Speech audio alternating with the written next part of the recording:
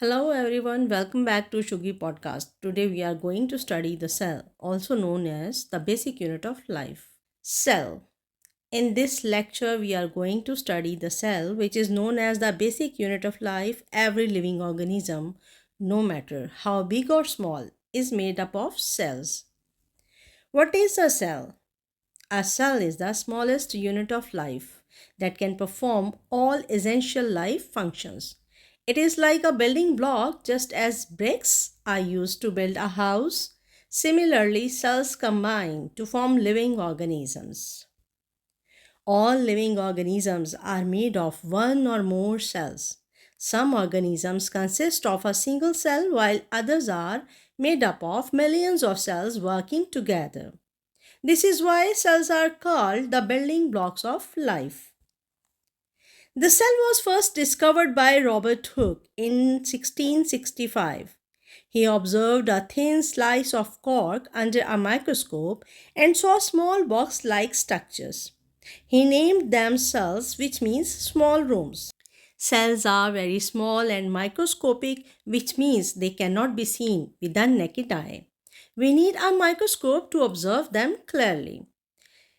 Living organisms are divided into two types based on the number of cells, unicellular and multicellular. Unicellular organisms, which are made of a single cell like bacteria, and multicellular organisms, which are made up of many cells like humans and plants.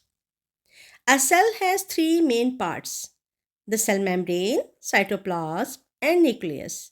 These parts work together to keep the cell alive and functioning properly. Inside the cell, there are some structures called organelles. Each organelle performs a specific function. For example, the nucleus controls the cell, and mitochondria, which produce energy.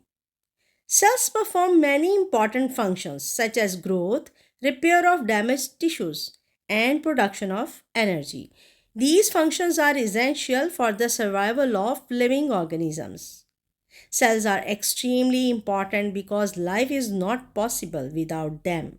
Every process in a living organism starts at the cellular level. So, in this lecture, we learned that the cell is the basic unit of life and plays a vital role in living organisms. In the next lecture, we will study cell organelles in details. If you found this lecture helpful, don't forget to like, share, and subscribe. Knowledge grows when you share it. I will see you in the next lecture.